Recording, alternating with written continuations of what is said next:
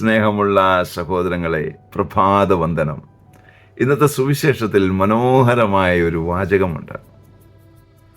അവൾ തൻ്റെ കണ്ണുനീരുകൾ കൊണ്ട് അവൻ്റെ പാദങ്ങൾ കഴുകി തലമുടി കൊണ്ട് തുടച്ചു. അവളുടെ എല്ലാ പാപങ്ങളും മോചിക്കപ്പെട്ടു. അതിനുശേഷം അവളൊരു നല്ല പെർഫ്യൂം തമ്പുരാനെ പൂശി. അതെ, കുമ്പസാരം കഴിഞ്ഞപ്പോൾ അവൾ ആ പെർഫ്യൂം പോലെയായി. ഇന്നും നമ്മൾ അവളെ ഓർക്കുന്നു. നമ്മുടെ ഒരു വിശുദ്ധയാണ്.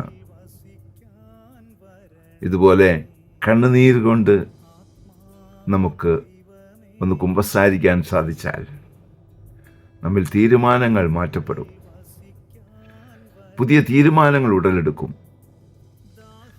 ഒരു വെറും ഏറ്റുപറച്ചിലാകാതെ ആത്മാർത്ഥമായ തീരുമാനത്തോടെയുള്ള ഒരു ഏറ്റുപറച്ചിൽ. ഇനി ഞാൻ നിനക്ക് വേണ്ടി ജീവിക്കും എന്ന് പറഞ്ഞുള്ള ഒരു തീരുമാനം നമ്മുടെ ഓരോരുത്തരുടെയും ജീവിതത്തിൽ ഉണ്ടാകുവാൻ ആത്മാർത്ഥമായ ഒരു ഏറ്റുപറച്ചിൽ നമുക്ക് നടത്താം.